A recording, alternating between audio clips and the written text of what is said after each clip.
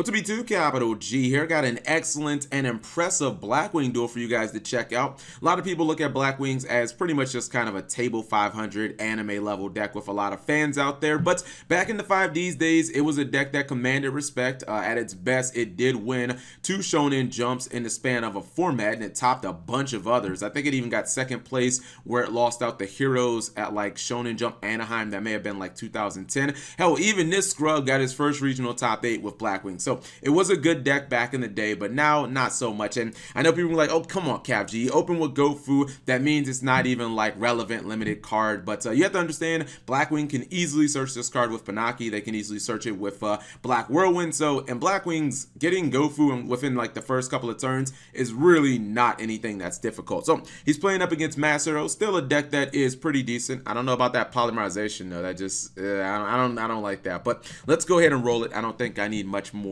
else than that. So he opens with Gofu.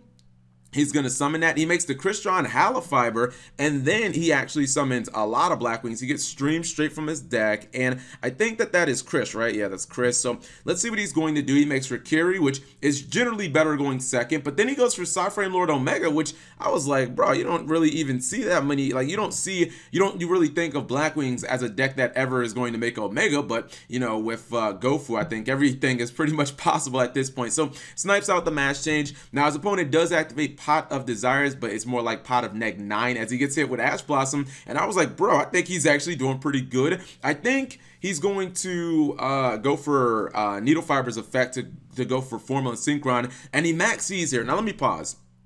I generally do not like using Max C on a mash change, because if your opponent decides they're just going to go into Dark Law, sure, you get to draw a card, but then they can just activate Dark Law's effect and then you just lose a card. So you get no real value out of the Max C if they don't continue to summon. And it's not like Heroes are a deck that is like predicated on spamming special summons. So if your opponent just says, I'm going to go Dark Law and I'm just going to stop, you don't get any card out of Max C. You draw a card and then they take a card out of your hand and it gets banished. So you don't even get any value out of the graveyard. But he goes for Anki, which was weird. Then he mash changes again for Dark Law. He takes away that Kaiju, and if you're wondering why this didn't die, the copy of Gladius, it can't be destroyed by battle once per turn. I believe it has to be when it was special summon. No, it's just, I think it's just flat out once per turn it can't be destroyed by battle. So it actually kind of works there. He's able to keep his monster. Now I think he's going to cut down the Dark Law to size, and once again he is spamming that board. Now check this play out. He goes for Coral Dragon, gets rid of the evenly match, and he pops the Dark Law, and he's going to draw at the same time,